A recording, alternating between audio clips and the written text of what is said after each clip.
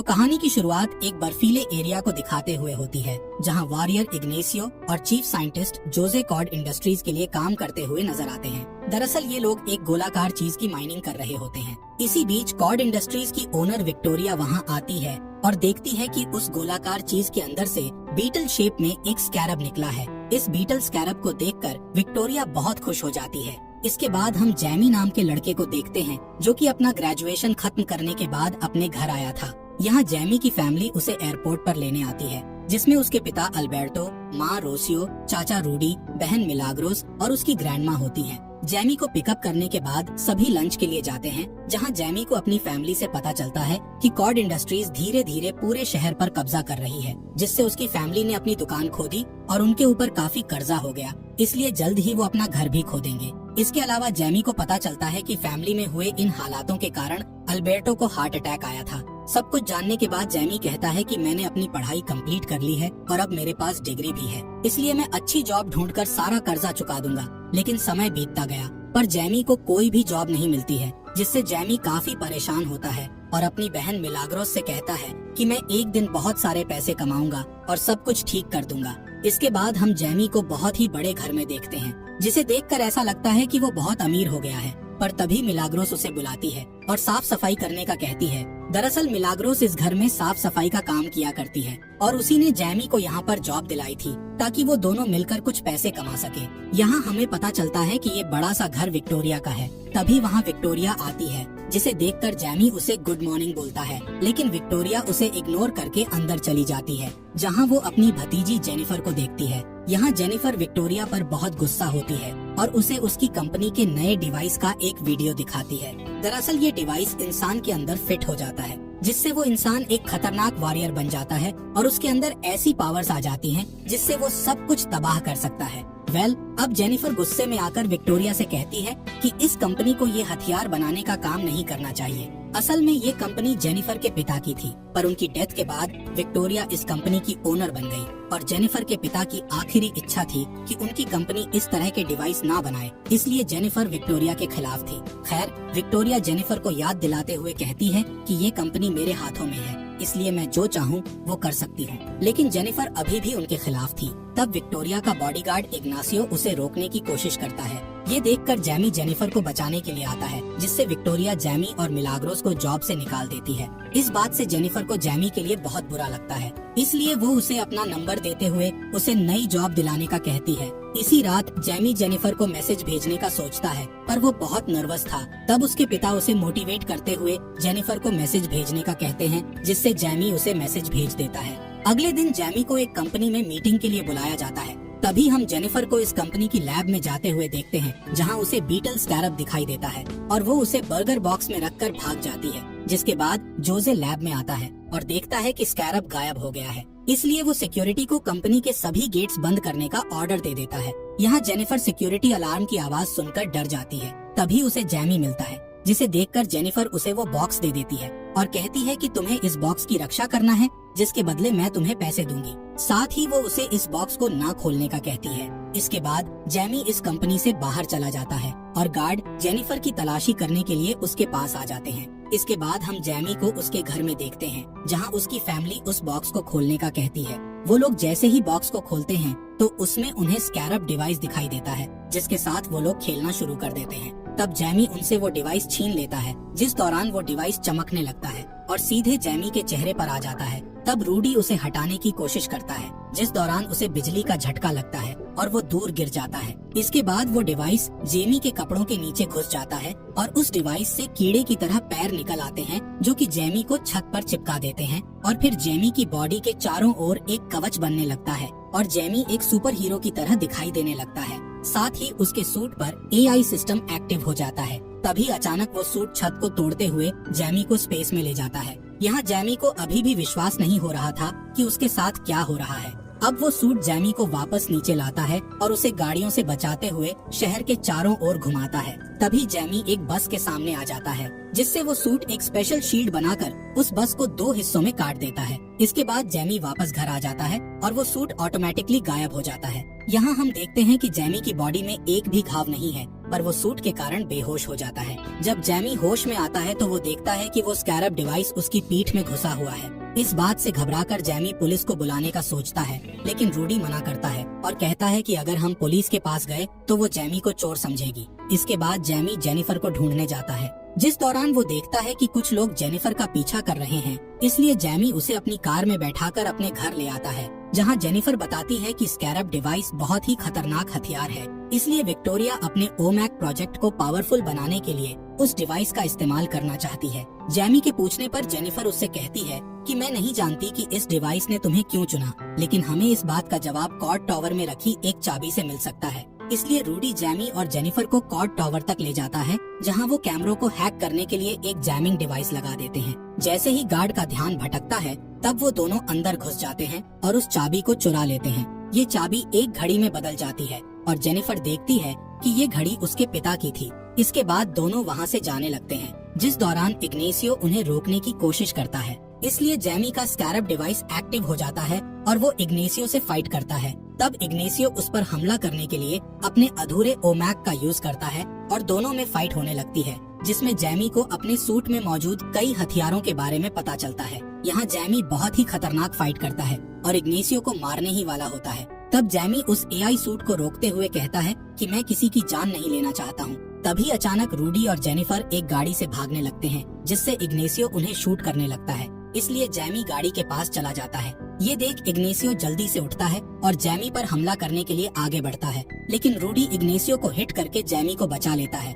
और फिर वो तीनों वहाँ से भाग जाते हैं। अगली सुबह वो तीनों जेनिफर की पुरानी हवेली में पहुँचते हैं, जहाँ घड़ी का यूज करके वो एक सीक्रेट लेयर तक पहुँचते हैं। यहाँ जेनिफर को पता चलता है कि उसके पिता शहर के सुपर हीरो थे, जिन्हें ब्लू बीटल के नाम से जाना जाता था, और उन्होंने स्कैरब की मदद से शहर में हो रहे क्राइम को खत्म करने के लिए बहुत सारे गैजेट और टेक्नोलॉजी बनाई थी। इधर रूडी एक पुराने कंप्यूटर में जैमी की प्रॉब्लम का हल ढूंढता है। वहीं जैमी बाथरूम में जाकर देखता है कि उसकी बॉडी में ब्लू कलर का चमकता हुआ एक घाव बन गया है। इसका मतलब था कि स्कैरब धीरे धीरे जैमी के शरीर के साथ खुद को जोड़ रहा है, लेकिन ये घाव जल्दी से ठीक हो जाता है। फिर जैमी बाहर आता है और देखता है कि जेनिफर अपने पिता को याद करते हुए दुखी हो रही है, इसलिए वो उसे संभालने लगता है और दोनों एक दूसरे के करीब आने लगते हैं। लेकिन तभी रूडी उनसे कहता है कि मुझे नई इन्फॉर्मेशन मिली है, जिससे मुझे पता चला है कि जब तक जैमी जिंदा है तब तक स्कैरब को जैमी की बॉडी से अलग नहीं किया जा सकता और ये स्कैरब किसी भी कीमत पर अपने हीरो की रक्षा करेगा। ये जानकर जैमी घबरा जाता है और उसे ऐसा लगता है कि वो बुरी तरह से फंस गया है। तब रूडी उसे समझाता है कि तुम्हें स्कैरब ने किसी कारण से चुना होगा। इस बीच विक्टोरिया को पता चल जाता है कि जैमी के पास स्कैरब है, इसलिए वो जैमी को पकड़ने के लिए उसके घर पर प्राइवेट मिलिट्री भेजती है। तब जैमी, जेनिफर और रूडी विक्टोरिया के हेलीकॉप्टर को अपने घर की ओर बढ़ते हुए देख लेते हैं। इसलिए जैमी सूट की पावर का यूज करने की कोशिश करता है, पर उसका सूट एक्टिव नहीं होता है। तभी जैमी को ध्यान आता है कि स्कैरब हमेशा उसकी रक्षा करेगा, इसलिए जैमी बिल्डिंग से कूद जाता है, जिससे सूट अचानक से एक्टिव हो जाता है और फिर जैमी अपने घर की ओर निकल जाता है। इधर विक्टोरिया के सैनिक जैमी की फैमिली को घर से बाहर खींचकर उनके ऊपर गन पॉइंट कर देते हैं। तभी जैमी वहां आ जाता है और कुछ सैनिकों को धक्का देकर गिरा देता है। दूसरी ओर विक्टोरिया जैमी के सूट की पावर देखना चाहती थी, इसलिए वो अपने सैनिकों से जैमी की फैमिली को टारगेट बनाने का कहती है। तब जैमी अपनी शील्ड को एक्टिव करता है और अपनी फैमिली को गोलियों से बचा लेता है। इसके बाद जैमी अपने एआई से ऐसे हथियार मांगता है जिससे किसी की जान न जाए। इस हथियार से जैमी सभी सैनिकों को मारना शुरू कर देता है। इस बीच उसकी फैमिली वहाँ से भागने लगती है, जिस दौरान मिलाग्रोस गिर जाती है। जब अल्बर्टो उसकी मदद करने के लिए उसके पास जाता है, तब एक सैनिक अल्बर्टो पर हमला करके उसे बुरी तरह घायल कर देता है, जिससे उसे हार्ट अटैक आ जाता है। यहाँ विक्टोरिया का बॉडीगार्ड इग्नेसियो जैमी को अपने निशाने पर ले लेता है और उसे शूट करने वाला होता है कि तभी जैमी को अपने पिता की आवाज सुनाई देती है, इसलिए वो उन्हें बचाने के लिए जाने लगता है। जिस दौरान इग्नेसियो ब्लू बीटल को कमजोर करने वाली टेक्नोलॉजी से अटैक करके जैमी को नीचे गिरा देता है। थोड़ी ही देर में जैमी के घर को ब्लास्ट करके जला दिया जाता है। यहाँ जैमी अपने पिता को मरते हुए देख रहा था, पर वो चाहकर भी उनकी हेल्प नहीं कर सकता था। अब इग्नेसियो जैमी के पास आता है और उसे अपने साथ ले जाता है। अगली सुबह हम जैमी की फैमिली को देखते हैं, जो कि अल्बर्टो के मरने से बहुत दुखी थे। तब ग्रैंडमा सबको हौसला देते हुए कहती हैं कि हमें रोने की बजाय जैमी को बचाने की कोशिश करनी चाहिए। तभी वहाँ जेनिफर आती है और पूरी फैमिली को अपने पिता की उस जगह पर ले जाती है जहाँ उन्होंने बग नाम का एक एयरक्राफ्ट बनाया था। जिससे बहुत ही स्पीड से उड़ा जा सकता था। इसके अलावा उन्हें यहाँ लड़ने के लिए कई गैजेट्स मिलते हैं, जिसमें मिलाग्रोस कुछ गैजेट्स के साथ एक ग्लव वाला गैजेट भी उठा लेती है। वहीं ग्रैंडमा और रोसियो दूर से हमला करने वाले हथियारों को चुनती हैं।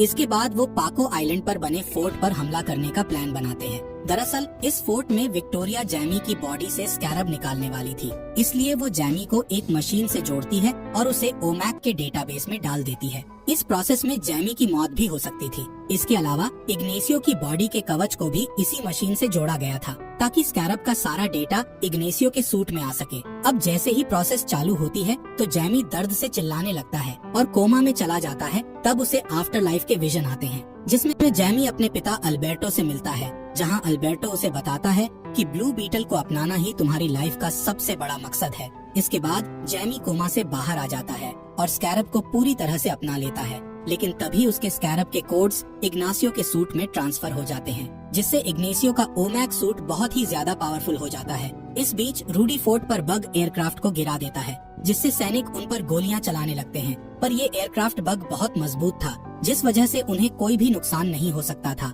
साथ ही बग एयरक्राफ्ट अपने पैरों से सैनिकों को मारता है। इसी बीच रूडी एक स्पेशल बटन को दबाता है, जिससे बग नीला धुआं छोड़ता है। इस धुएं के कारण सैनिक बेहोश हो जाते हैं। इसके बाद मिलाग्रोस और जेनिफर फोर्ट के अंदर जाते हैं, जहां उन्हें ओमैक सूट का एक बड़ा सेट मिलता है, जो कि स्कैरब की इन एनर्जी ले रहे थे। इसलिए वो एक गैजेट की मदद से इस सेट को ब्लास्ट कर देती है, जिससे फोर्ट का एक हिस्सा गिर जाता है और वो दोनों अलग अलग हो जाती हैं। इधर लैब में जैमी को होश आता है, लेकिन वो सूट का यूज नहीं कर पाता क्योंकि उसका सिस्टम रिब्यूट हो रहा था।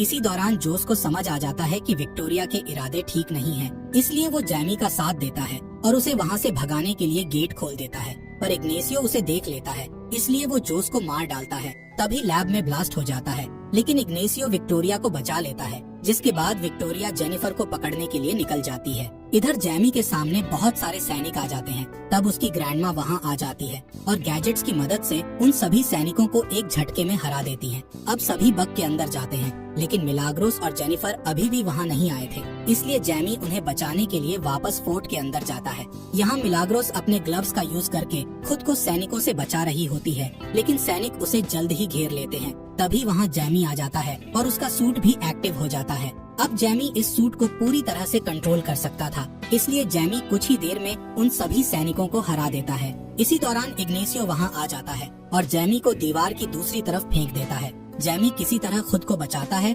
और फिर इग्नेसियो से लड़ने के लिए उसके पास जाता है, जिससे वो दोनों लड़ते हुए स्पेस में चले जाते हैं और एक दूसरे पर अटैक करते हुए वापस जमीन पर गिरने लगते हैं। इस बीच विक्टोरिया जेनिफर को बंदी बना लेती है और यहाँ से भागने की तैयारी करती है, लेकिन तभी जेनिफर अपने पिता का स्पेशल गम बॉम्ब हेलीकॉप्टर में डाल देती है, जिससे हेलीकॉप्टर क्रैश हो जाता है। पर जेनिफर और विक्टोरिया बच जाती हैं। यहाँ जेनिफर स्कैरब के डेटा वाले डिवाइस को तोड़ देती है, जिससे विक्टोरिया अब कभी भी स्कैरब जैसे डिवाइस नहीं बना सकेगी।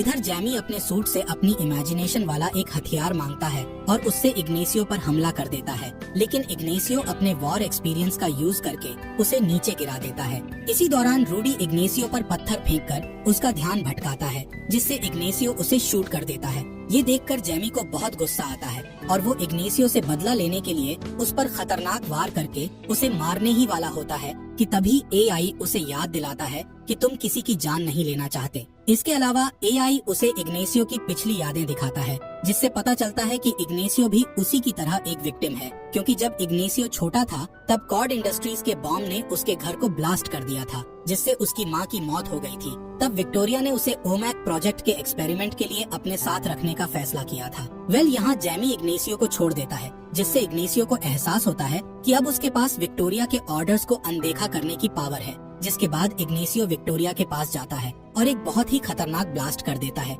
जिससे उन दोनों की मौत हो जाती है और पूरा आइलैंड ब्लास्ट होने लगता है। तब रूडी बग को लेकर आता है और जैमी और जेनिफर को बचा लेता है, जिसके बाद वो सभी वहाँ से निकल जाते हैं और अल्बर्टो की मौत का शोक मनाते हैं। अब कुछ समय बाद जेनिफर कॉड इंडस्ट्रीज पर कब्जा कर लेती है और न्यूज में अनाउंस करती है कि वो भलाई के लिए हर तरह की मिलिट्री प्रोजेक्ट पर काम करेगी। यहाँ जैमी और उसकी फैमिली अपने जले हुए घर में जाते हैं और सोचते हैं कि अब उन्हें क्या करना चाहिए। तभी उनके पास उनके सारे पड़ोसी आते हैं और उनका स्वागत करते हैं। इसी बीच जेनिफर उनसे मिलने आती है और बताती है कि मैं रूडी जैसे अच्छे इन्वेंटर को कॉर्ड इंडस्ट्री में रखना चाहती हूँ और इसके बदले में पूरी फैमिली को पैसे दूंगी। इसके बाद जैमी जेनिफर को अपने साथ बाहर चलने के लिए कहता है। तब दोनों किस करते हैं और जैमी उसे लेकर उड़ जाता है। कहानी की एंडिंग में हम जेनिफर के पिता की जगह को देखते हैं, जहां अपने आप ही कंप्यूटर ऑन हो जाता है और उसमें जेनिफर के पिता की वॉइस रिकॉर्डिंग चलने लगती है, जिसमें वो कहते हैं कि मैं अभी भी कहीं पर जिंदा हूँ। इसी के साथ इस कहानी का यहीं पर एंड हो